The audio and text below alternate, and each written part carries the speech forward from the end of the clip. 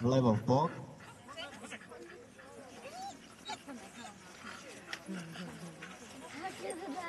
Zastavit.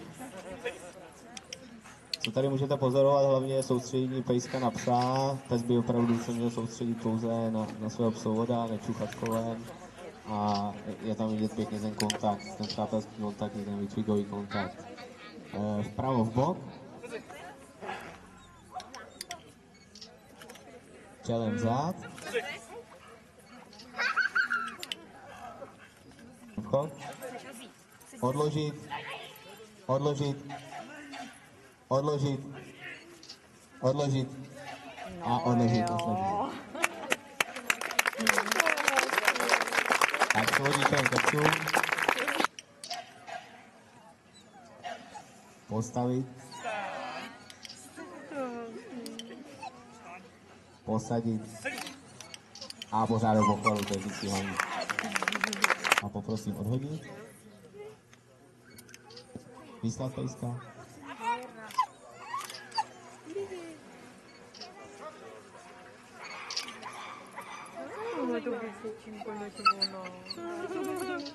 Odebrat a pak. A pejska k noze. A pochvalu. Poprosím vystoupit.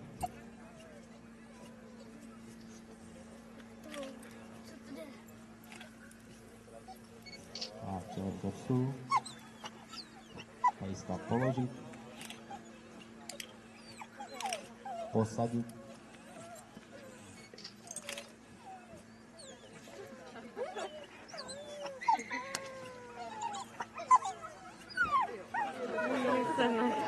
Vadí, postavit.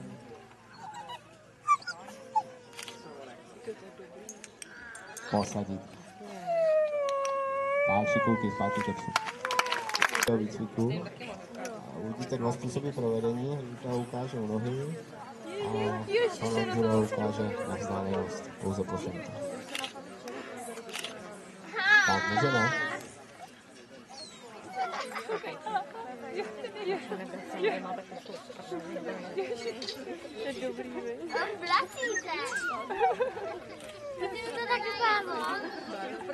Takže se vidíte, že je důležité, aby ten pejsek opravdu byl uženěn. Zaposadit. A? Cena bála. A cena fotbála. Nějakou sportovní technologii se potom ty pekážky používají různě, dělá se přes něj aport a podobně. On to klouže. Bude.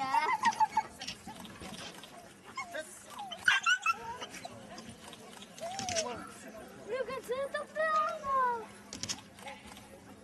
Co je to? Co je pláno?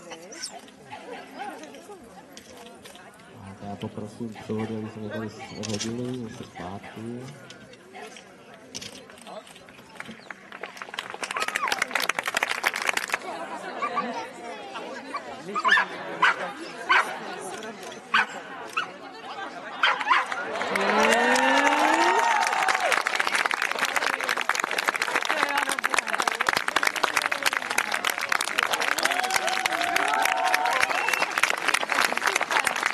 Takhle to dělá mistr republiky, já se dám cenu ještě.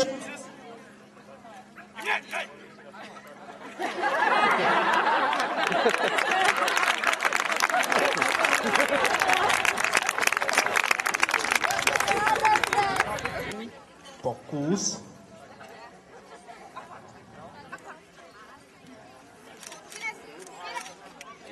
Pozor, tady to vypadá hodně. Aspoň kousek zachránit. Ale tam musíme uznat. Máš si umělený zuby, tak třeba to nedá.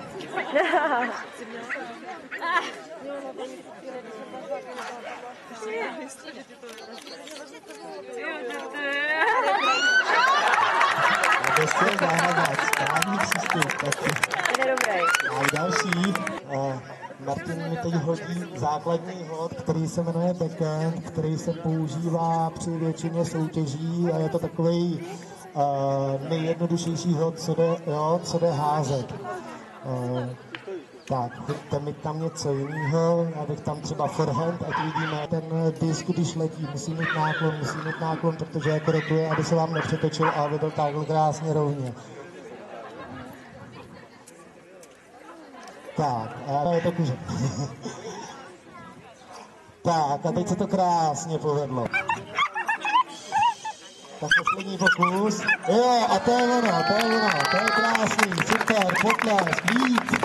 Vzhůru nohama, je to těžký hod jak pro hráče hozením, tak pro psa, aby to chytil, protože ten test předávání disků, to má většina startů. Když jste viděli krásný flip, a to, že dělají do frisbee rock, tak opravdu unikátní prvek, a co mi líbí. To se taky stane, jako je to normální. Ve freestyleové sestavě se hodnotí dopad na hodnocení té freestyleové sestavy. Viděli jste krásný dogcatch, tam vlastně provod by měl vyhodit disk, pes by ho měl chytit ve vzduchu a následně být chycen pes. Vlastně to dělá ještě jakoby maličko stejků, to znamená, že tam ty disky spíše podává než hází, ale poroční cvičení naprosto úžasný. A teď vidíme naprosto originální sudy. Moc pěkný projekt. Super. Disk, taky jeden z těch těžších prvků. Cvičí se to odmala, tady se nesmí mít problém s kontaktem s svém svoboda.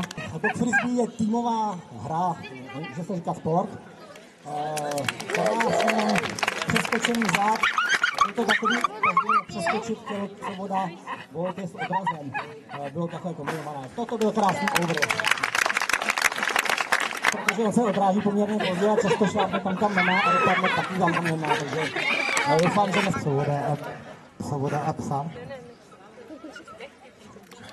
Víceméně.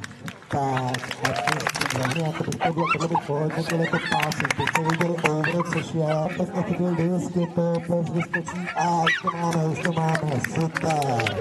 S krásným závěrem, pes vyskočí do náruče psovoda, musí u toho chytit disk, tak je 100% bodování.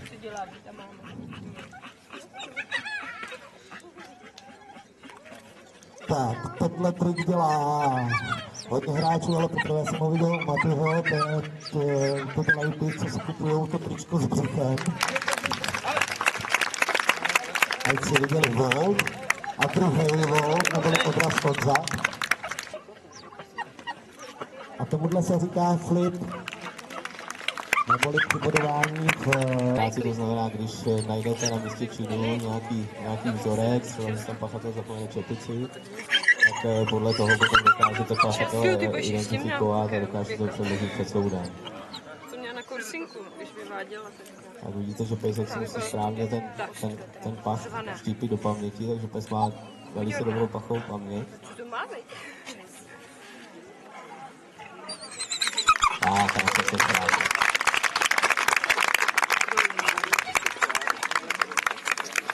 V cestě ztratíme něco z kapsy, například peněženku. Běžně se to dělá na 10 metrů nebo třeba na 100 metrů, tady takový prostor nemáme. Je to postaveno na tom, že pes dokáže jít zpátky vlastně po vaší stopě a ten předmět najít. Takže ukážeme jenom na kousek. Jinak zase se může hodit, jaký jsme už dali myslivců, co ztratili a tak dále, takže opravdu to funguje.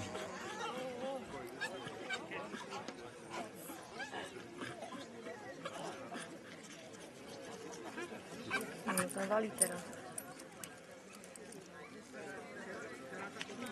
Viděli jste reakci toho psa, že opravdu většina, že když přijde k tomu předmětu, tak pozorní a dokáže ten předmět lokalizovat, dělá se to i ve vyšším terénu a podobně, takže je to. Zahájení z odložení.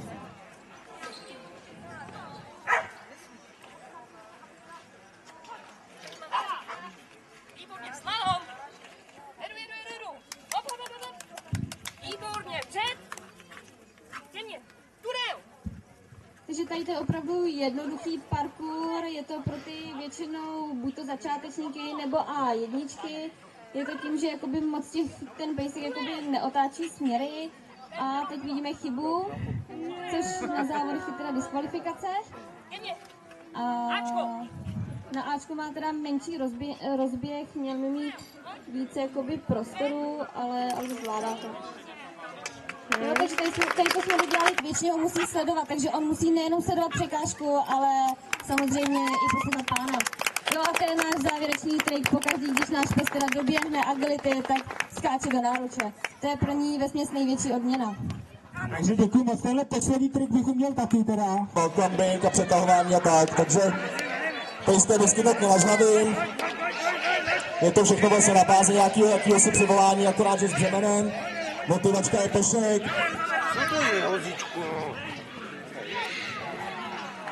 Super. Já myslím, že poběží pes a třeba zároveň. Takže můžeme? Můžete.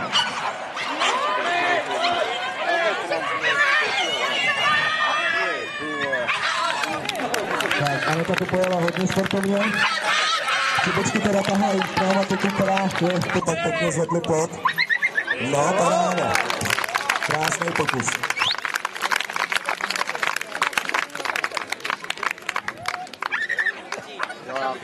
Už? Jen tak. Dobrý, asistent. Teď vám předvedu ukázkový zachytávání psa, když padá, neprovede zákus, super, je tam.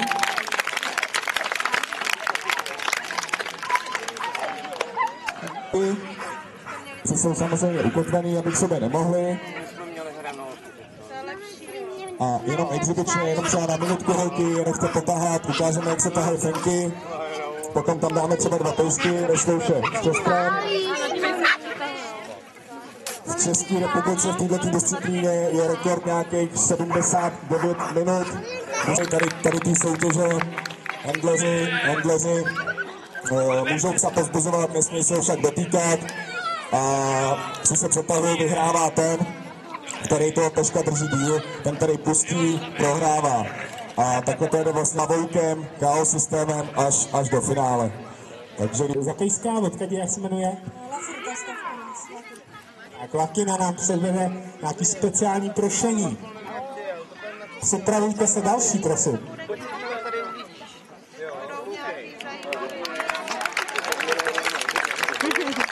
Letý pes Akim a zkusíme takový special štěkání, který vám prostě umí. Tak já se pokusím s mikrofonem tomu pomoct.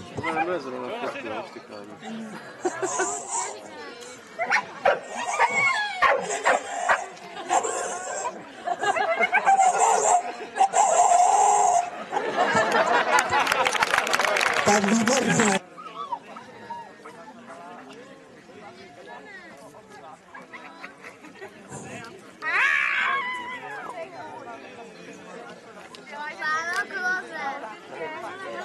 Chvilku trpělivosti. Ano, je to tam. Ano, už se převalil. Dobrý den, tady to je blok stavkový přenos a ukážeme vám mikrofon. No tak, ten pes už to ukázal ve výstavním kruhu hodně, tak teď uvidíme, jak se ho konečně zbavíme. Ano, krásný vlček, vynikající, super. Já si to dovedu představit, to asi nejdělat. Tak neuvěřitelný výkon. A ještě tam bude nějaký prvek. Povel kuk, povel ťap. Jo, to jsou ty komický vystoupení těch našich kašpárků, jak jim někdy říkáme, Jack Five. Tak, slovenská účastnice, máme tady mezinárodní zastoupení. 5měsíční fenečka, podává Give Me Five, výborný výkon. Je to mnohem těžší, než podat jenom packu, pejsek musí zvednout klapku nad úroveň svýho ramenního kloubu. Výborně, gratuluji.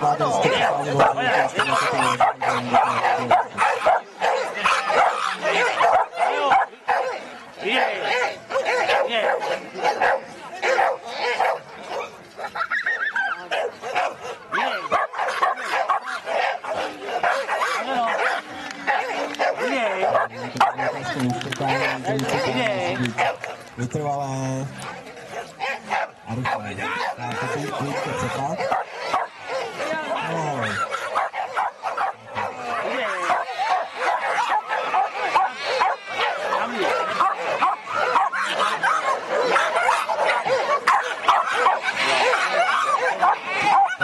ukázka.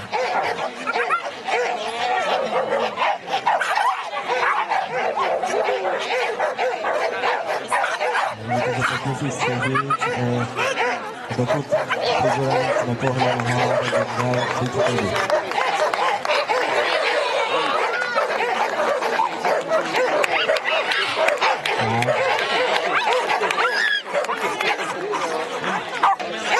Můžeme jít.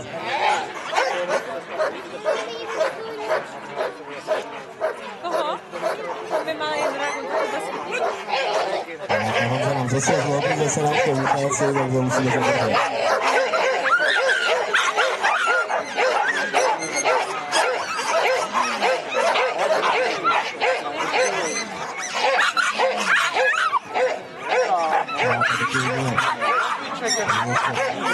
Dokončíme dokonovat.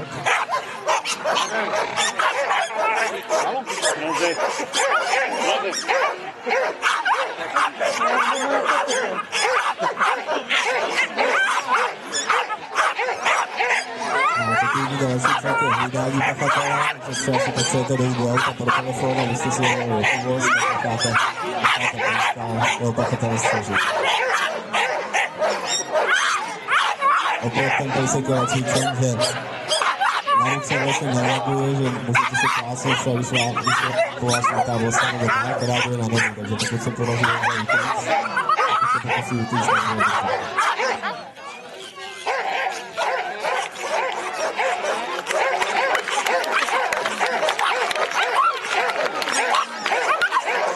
Asi takhle nehlídáme.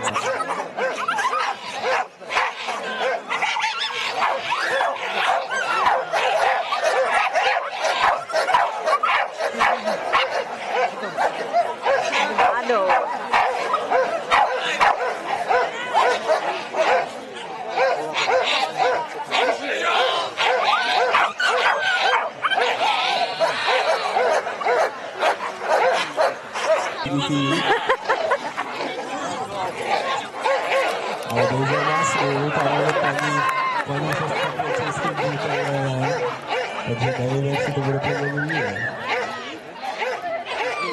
to čeká dlouho. Pěkně.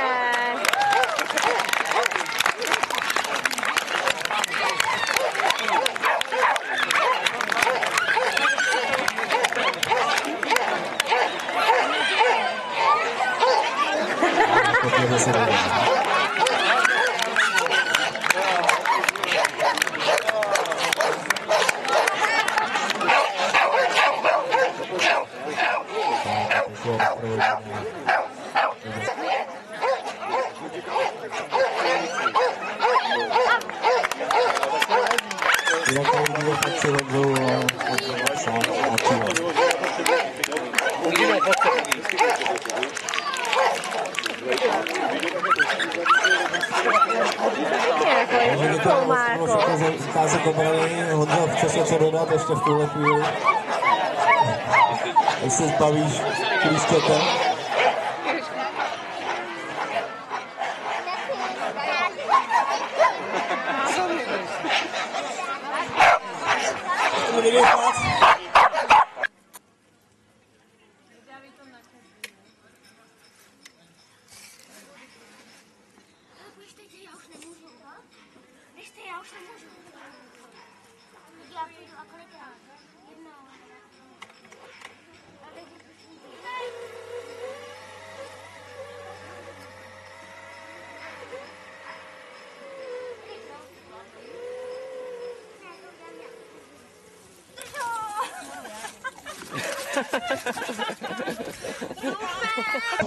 Jana, nevíš, kde?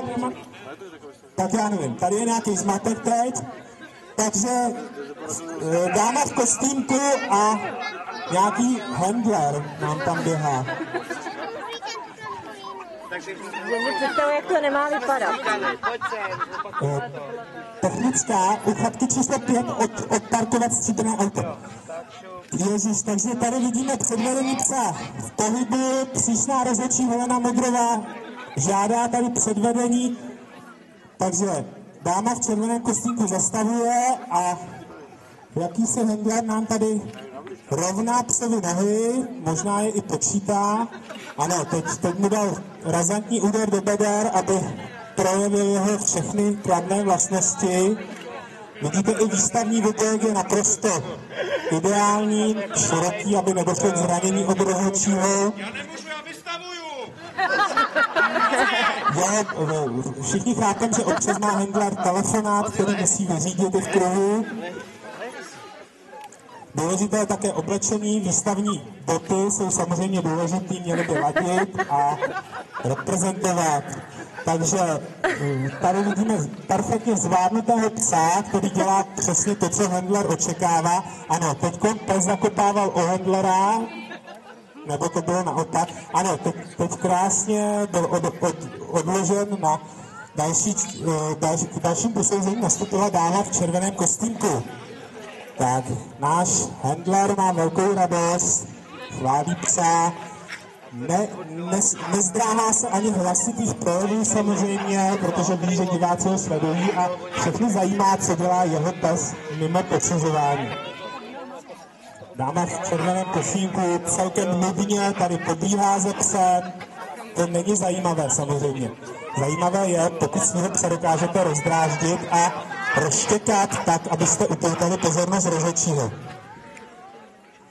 Takže rozhodčí Helena Mudrová znova velí do pohybu. Vidíte, je důležité se k psovi sklonit, ideálně, abyste byli osou ramen v úrovni toho psa, abyste mu mohli vytvořit tu správnou pozici pro předvedení. Pokud máte v ruce piškoty, je dobré, když těch piškotů máte víc a občas nějaký upustíte, protože to může upoutat pozornost ostatních psů. Tak a hlasové projevy, to je nepostradatelná. Takže překvapivě dáma v červeném kostýmku dostala první místo. Ano, a vidíme férové chování, často to vidíme v našich kruzích.